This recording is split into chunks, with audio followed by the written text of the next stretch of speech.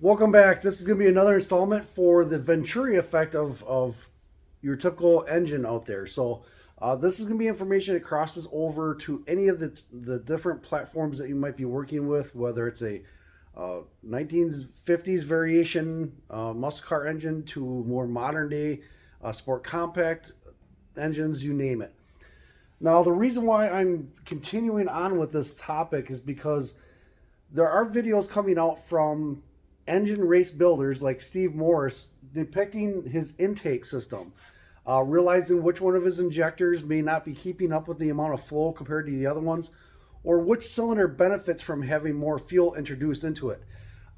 Again, going back to previous videos and previous information I've shared with you, each cylinder of the engine is going to react different within temperature because of its location.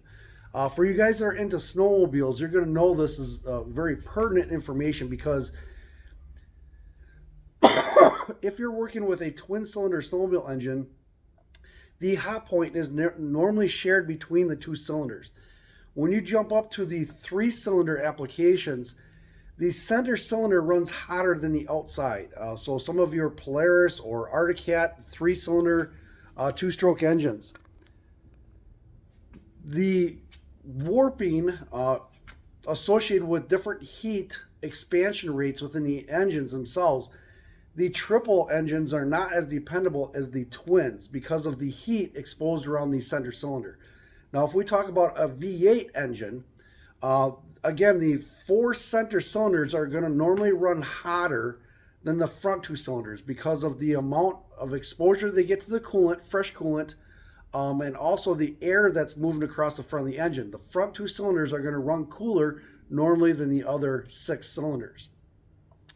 The center 4 package are going to be similar within the heat temperature range because they're only exposed to the equal amount of air current across the engine block. And even with the exhaust manifolds normally running towards the center of the block, not towards the front, they're going to have an outside heat source radiating the heat into the engine block. The back 2 cylinders of a V8 engine normally run the warmest because of the restricted airflow that is occurring around the block itself, or area of the engine block being covered by the transmission bell housing.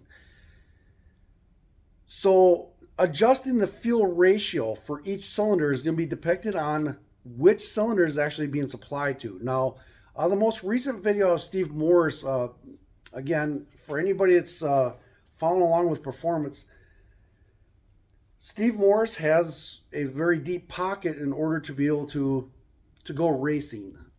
His history, I guess from my personal perspective, yes, his door slammer cars, his drive and drag events that he's participating in, he's in contention of one of the fastest racers, providing some of the fastest times.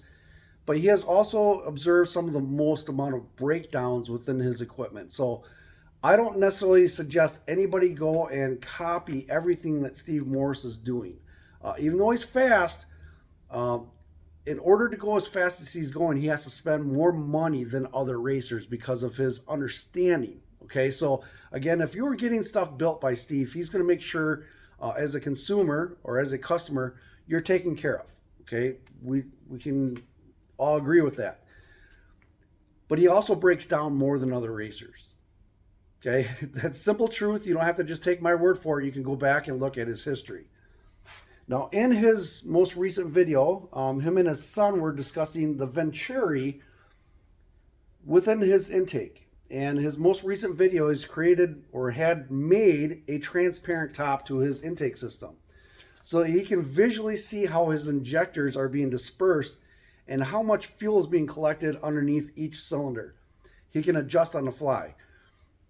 Normally, when he is in the boosted application, his computers and onboard monitoring systems can tell exactly which cylinder is firing in accordance to the amount of power output, so on and so forth. But most of that information is collected in the exhaust system itself, so from one single point. It's rarely each individual cylinder that he's measuring of how much output is there. It's more the air-fuel ratio coming from each individual cylinder within timing and fuel consumption. Now, previous videos I've mentioned that the carburetors will always outperform fuel injection, and Steve also admitted that that's the case because carburetors can continuously monitor fuel delivery more accurately than what fuel injection can. Okay, you will get more power out of a carbureted system than you will fuel injection. Fuel injection gives the applicant the ability to adjust things on the fly depending on air temperature. Now, in Steve's video, he mentioned that it's actually the venturi that cools the air charge. It is not the fuel. So we need to break things down a little bit more microscopically, more of that chemistry variation to understand what exactly is happening in the venturi. Steve claims that it's the actual venturi that cools the air, that as air passes through the venturi, it's always going to be colder on the exit side. So I have realistic numbers here to show you the exact area within the venturi that's doing the work to cool the charge. Now, if you have an ambient air temperature of 80 degrees, naturally aspirated, and the air is transferring through the venturi, anytime air is compressed, so anybody that has an air compressor in your home or in your garage to do any kind of mechanical type of work, you know that the air is compressed, and as it compresses, it heats up.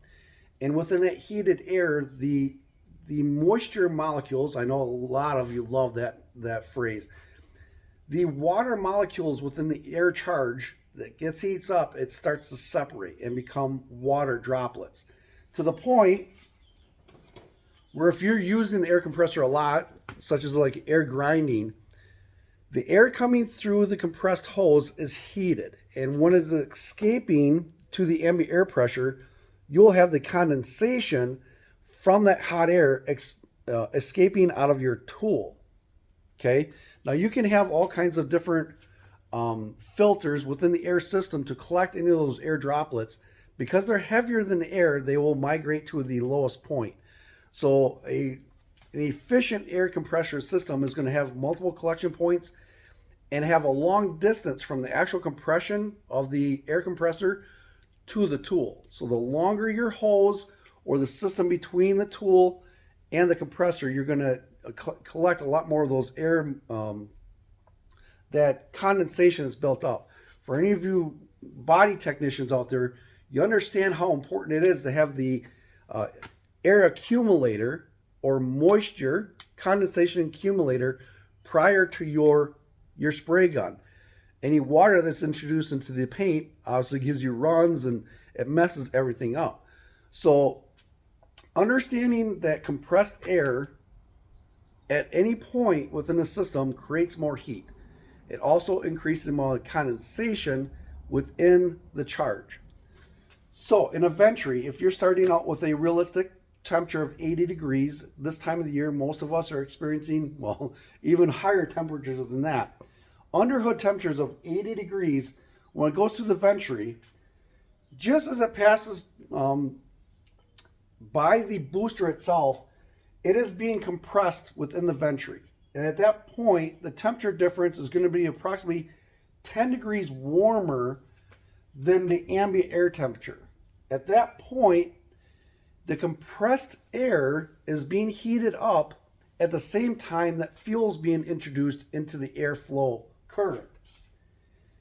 That is when the fuel droplets will start to absorb some of that heat. Gasoline is a natural absorber of heat. As the venturi opens up, it is allowing the air mass to expand, and the air droplets are also being more distributed, carrying those temperatures. So from 80 degree ambient air temperature to 90 degree compressed air temperature to the exit point, there's going to be approximately a 10 degree difference in the air charge. Now, as the temperatures change of the underhood temperatures, ambient air temperatures to the inside of a running engine is going to be different because of engine operating temperatures. Now, Let's jump over to this drawing here. This is going to be a cross-sectional area, front cross-sectional area of a typical single 4-barrel type setup. So this being the intake runner, the bowl area, and the ventries of a half of a carburetor. Now the area of the bowl area, normally you'll see within the air gap or single plane intakes, this area is separating the heat of the engine into the intake charge through the air gap design. Factory equipment, cast iron intakes, or even aluminum intakes that do not have that air gap, they are exposed to the engine oil that's splashing up against the bottom of the intake. That creates a heat-soaked area at the base of the bowl area, or excuse me,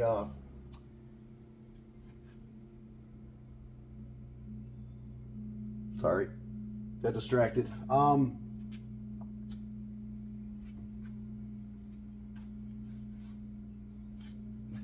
The area underneath the carburetor, you'll have to excuse me, it'll come to me in a second here. Now, throughout the decades, intake designs and materials have been created to create a cooler intake charge. And even to the point where there was a device called the Turtle. So I got TMJ here, so Teenage Mutant Ninja Turtles, to easily remember that, was added to the floor of the intake system itself, allowing the air droplets, because they are now cooling. Cold means less or equals more dense air to be able to be drawn into the engine. Now the temperature difference into the intake port at 70 degrees after exiting the ventry is also heated up by the area underneath the carburetor because of the engine temperatures. The floor of the ports and the intake itself is going to bring the air temperature back to approximately the same as the ambient air temperature. Now, as RPMs increase, the time frame from the ambient air temperature through the combustion chamber happens fairly quickly. So those numbers are going to be a little bit closer together as RPM increases. As engines are turning more revolutions, they're also getting hotter. But the compression rate of, say, 7,000 RPM is not going to create as much heat in the combustion chamber as something that's turning 2,000 RPM. More of that heat soak is making it into the air column going into the engine. Now, the middle drawing I have here is going to represent a couple different things. We have the ambient air temperature of, say, 70 degrees, traveling through the port. Once again, having a larger bowl area is doing the exact same thing in a vent as in a ventry, where it's compressed, heated up, and as it is opening up, the air temperature is actually cooling. But in a running engine, behind the valve, that larger area of the bowl becomes a compression zone. So as the valve closes, the ramming effect is now compressing the air once again. The air and fuel mixture is going to be absorbing some of that heat. It occurs at a very high rate of speed. So again, the temperature change from the air inlet of the ambient air to the combustion chamber, the faster it's moving, the less temperature change is going to occur. Now the intake valve, being exposed on the face side of the combustion chamber side, is going to be approximately 220 degrees. Okay, that's going to fluctuate dramatically depending on the fuel, compression, so on and so forth. But now if you look at the ambient air temperature of 70 degrees compared to 220, there's a drastic change in that temperature range. The bigger the change from the intake charge to the combustion chamber temperatures, the more power is going to be realized because of the colder, dense intake charge expanding and having to change that much within temperature. That is where a lot of power comes from. Okay, so typically for guys that are really starting to get into the port tuning, even the sport compact guys, utilizing aluminum cylinder heads, they will add a heat resistant or heat retaining coating to the combustion chambers or to the top of the pistons to hold more of that heat inside of the actual combustion chamber. So if you have the exact same engine combination, but you are swapping from a cast iron to aluminum cylinder head, you will actually lose efficiency and power just because of the material of the cylinder head.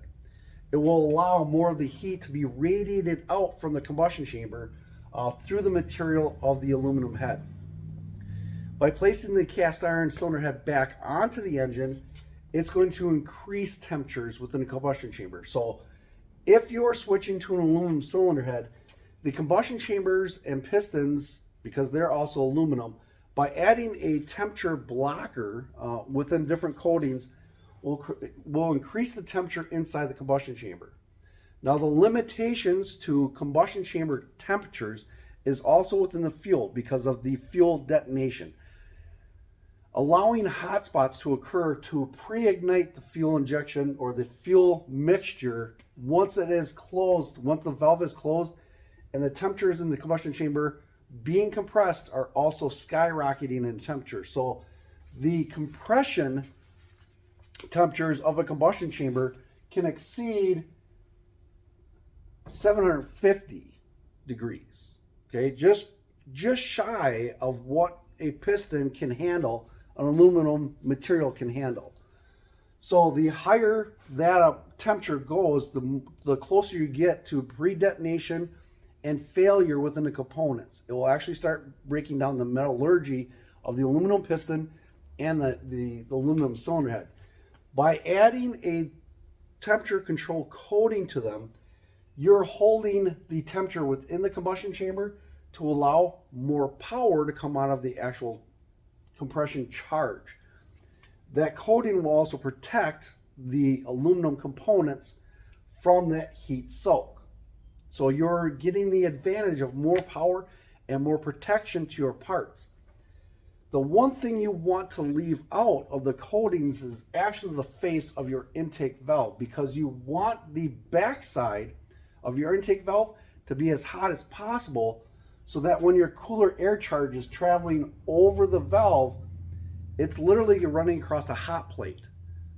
Okay, so that difference between the intake charge through the port to the valve, the greater that temperature change difference is going to add to power. So for those of you that drive your car year round, you're not just your weekend car show warriors, individuals that drive your car year round, your daily driver, you will feel the power difference in colder climates. So below 40 degrees, you know that your engines typically feel like they are making more power. Hence, they are, because of the colder temperatures, the difference between the ambient air temperature and the combustion chamber, because of the colder, dense air, you get more power. Easy enough? Now, another thing that Steve brought up, and it is something I experimented with probably 20 years ago now, is the location of fuel injectors. So when I made actual sheet metal intakes, we can control exactly where that injector went. So of the 1980s era forward, direct port fuel injection always faced the injector in the direction of airflow. Easy enough, right?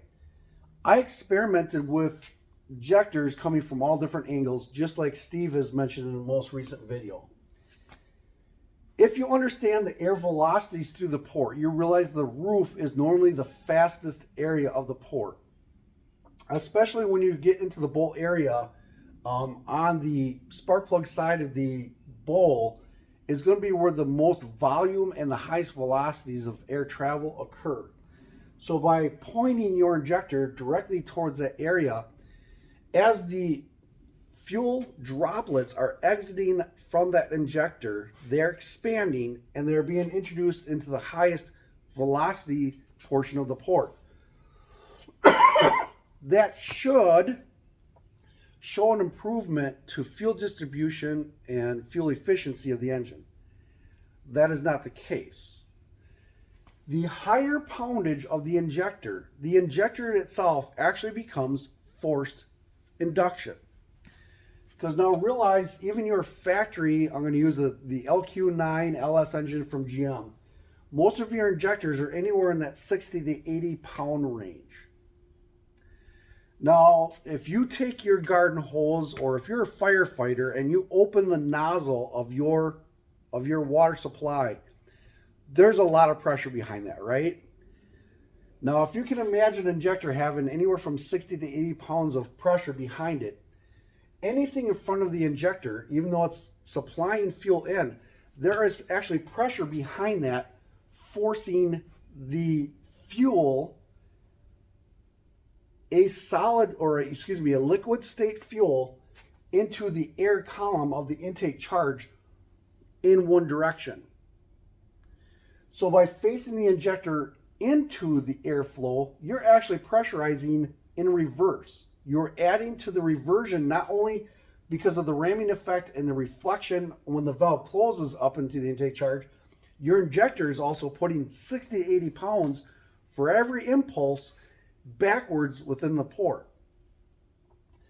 So always having the nozzle pointed towards the valve is the most advantageous orientation towards power.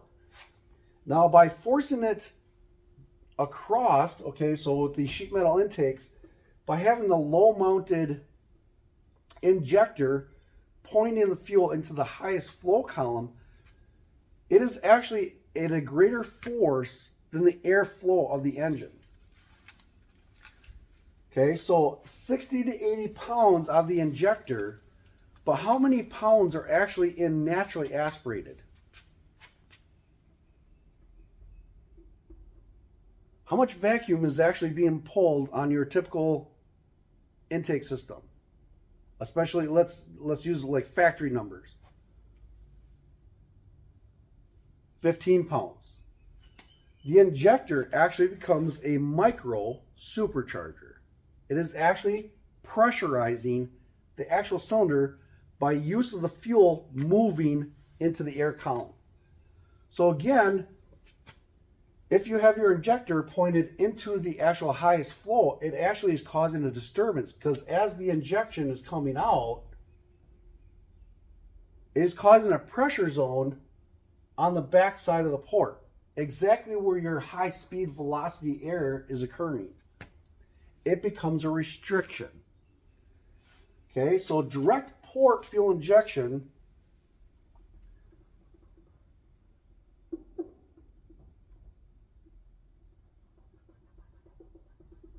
like the factory has been using with direct port systems is actually creating a little supercharger pushing the air column to the back of the valve. The most accurate point to actually put your fuel injection direct port system is so that the cone of your injection is matched to the actual diameter of the valve.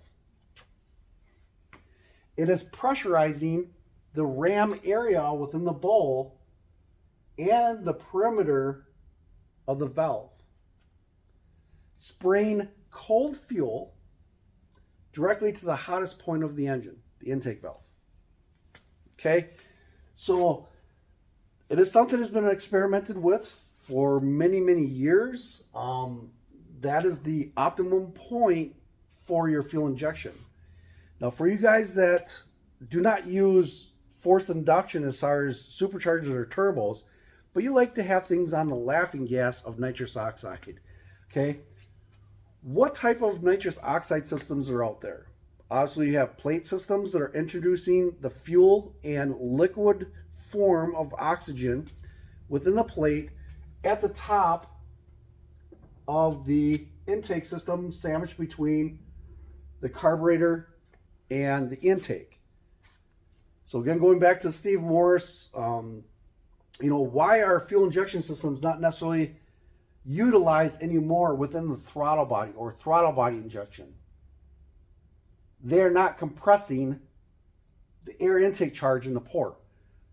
Normally they're dripping, okay, very inefficient injectors of the throttle body injection systems did not do a good job of fuel distribution whatsoever. So during the 1980s, we can learn from our mistakes. The throttle body systems of the 1980s, early 1990s, they sucked as far as being able to provide additional performance or a very accurate fuel efficiency mixture. Now, the plate system of nitrous oxide, yes, they add power, but if you actually look at the efficiency numbers of a nitrous plate system, they're not 100%. Okay, so say that you are starting with a 100 horsepower nitrous fuel combination within your jetting systems of your nitrous oxide kit. You may only achieve 75% efficiency with a plate system. Switching that exact same system into a fogger or direct injector type system, where it's introduced into the port just like a direct port fuel injection, how many PSI is behind a typical nitrous kit? Okay, just like the injectors are anywhere from 60 to 80, a nitrous kit is going to be over 300. So the nitrous kit is not only adding the liquid oxygen form in a very cold state of nitrous oxide, it is also compressing the port from the introduction site of the fogger through the rest of the intake port. So even if you start with a 100 horsepower nitrous kit, with a plate system, you might only get 75% efficiency. With a fogger system, you can actually achieve 110% efficiency out of the same mixture. Because not only from the fuel and the colder charge, the injector itself is actually being a pressurized supercharger. You can actually achieve 110 horsepower gain with a 100 horsepower nitrous kit. Okay, the nitrous kit is also dropping that air charge that is naturally aspirated at, say, 70 degrees. It's dropping it down to 35. So again, some of you drivers that drive in colder temperatures below 40 degrees, there's a noticeable power gain just because of the denser cold air. Nitrous kit. Now, again, when superchargers, turbochargers are introduced to the operating factors of an engine, they're compressing air no different than the air compressor. Okay, so it's picking up heat and it's also separating the condensation or water molecules from the ambient air to separate, lowering the octane level of the fuel within your system. The hotter the intake charge system is, the higher octane you have, because again, once you get to the combustion chamber side, 750 degrees is kind of optimal. It's still lower than the melting point to break down the aluminum components. Your detonation of the fuel occurs at a lower temperature than that. Okay, so you have to be careful, and the hotter your intake charge is, the more water molecules that are starting to accumulate will lower the octane rating of any of your fuels. So even if you start with a 100 octane fuel, if you are compressing the air intake charge, a considerable amount beyond the ambient air temperature, the lower the octane of your fuel actually becomes. That's where pump fuel being tested has a limitation. It's actually within the temperature of the intake charge. If you're racing, and going back to the snowmobiles once again, folks, the triple snowmobiles that were typically operated below 32 degrees, right? That's what you need to have snow. 32 degrees of ambient air temperature is the same as if you use a nitrous kit when temperatures are above 100 or around that 80 degrees. You can use lower octane fuels when it is used in conjunction with nitrous oxide. Okay, so naturally aspirated, your combination may require 100 octane. That very exact same system can actually handle a lower octane fuel when the port air velocity and temperatures are optimized. Again, the compression in the cylinder, the static compression, not only the mechanical compression created by the piston and the combustion chamber, The static compression is the volume of air and fuel that you can cram into the combustion chamber. That is going to increase these temperatures dramatically. It is a guessing game for those that are not necessarily educated to that, to understand at what point within combustion chamber temperatures that an additional octane of fuel is needed. Easy enough? So, while Steve is at the top of his competition knowledge, he still has a lot to learn. And you don't have to necessarily take my word for it. I'm going to supply you with 2 examples of individuals that have already perfected the technology that Steve is now just getting into. The transparent top or intake system was something that John Cossey utilized with his Mercury Edsel Lincoln motor that he used for the Engine Masters Challenge. Leading up to that challenge, John got the entire intake created out of polycarbonate. He even goes to the extent of having a finger port within each individual runner so he could actually feel the impulses of the movement of the intake charge at different RPMs. And he actually shows videos online on YouTube of his finger going slow, and as RPM goes up, it's the point where his finger is moving so fast you can't make the perimeter of his finger. Now that is measuring the forward movement and the reversion within the intake system. That engine also utilized a dual quad high rise intake that has a very large plenum area.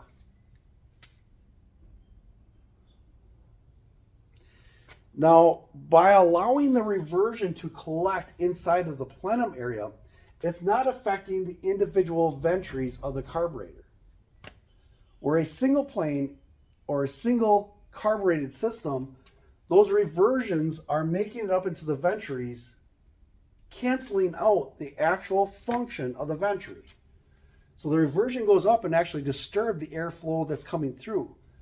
By having the largest plenum area that you can possibly find within circumstances of your engine combination, it is allowing those reversions to stop or to minimize the amount of effect that it has on the ventry. The ventry is only designed to work in one direction, down.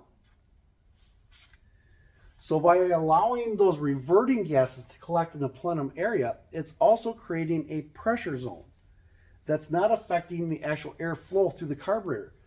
So you're getting the natural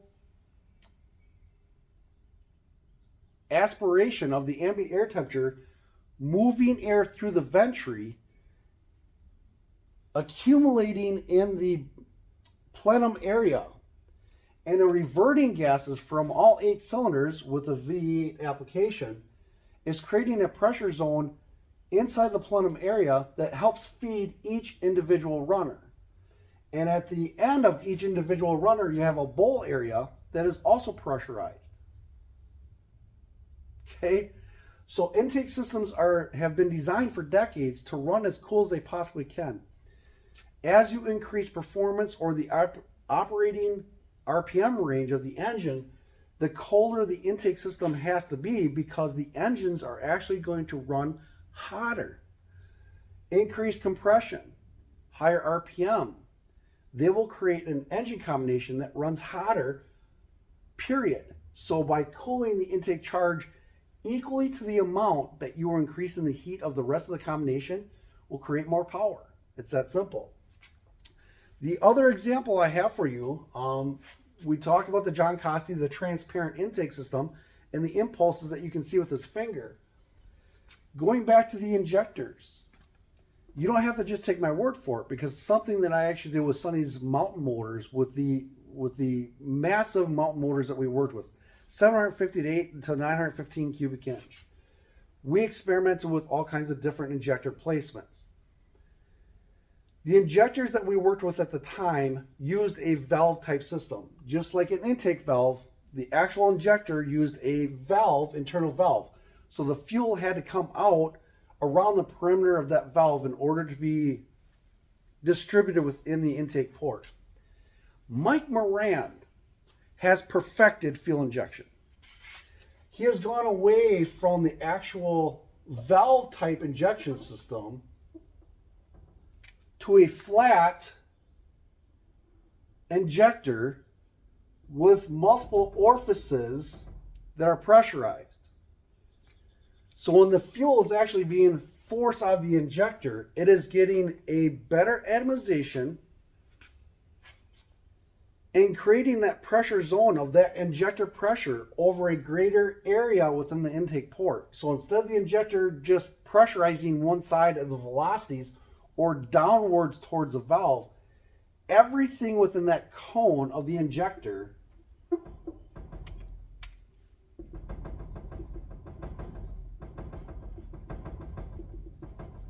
is being compressed.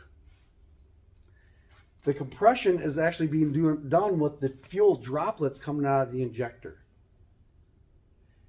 It's compressing the charge, which should increase the heat, but by introducing the finer mist of fuel, it's absorbing that heat on the backside of the valve.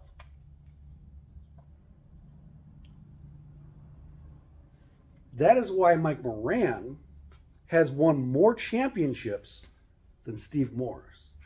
That is one of the reasons why Mike Moran is able to compete at the highest levels without breaking everything down, because he understands the temperature differences within the engine and how to incorporate the fuel injection for maximum temperature control.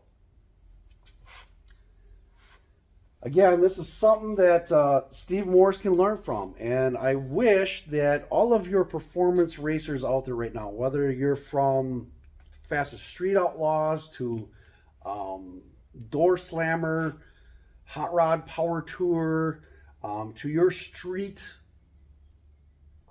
small bottle, nitrous, Sneaky Pete type system individuals, everyone can take advantage of the knowledge that we have out of our senior, okay, I'm not saying old, our senior or elite within the performance industry. Because once again, these things were tested and proven over 20 years ago. It was pretty close to 20 years ago when John Cossey shared his technology within a transparent intake system to prove his theories behind engines. He has won multiple Engine Masters challenges using platforms that were never intended to ever compete against all of the other variations. He finds out how to move the air and keep the air charge as cool as possible to create the additional power. Mike Moran, there's a reason why racing sanctioning bodies have banned him over and over and over again. He finds the ways to go faster than everybody else in the field. He stands out as being one of the most optimum power producing racers in the world as we know it today. That goes for individuals in the United States and Australia. If you can't beat them, join them. Steve Morse, it would be advantageous to your entire organization within Steve Morse Racing Engines to look up the information shared by John Cossey and reach across to your neighbor right here in Detroit, Michigan, to Mike Moran, and utilize his injectors on your SMX. You will gain power and your parts will live longer. Have a good one.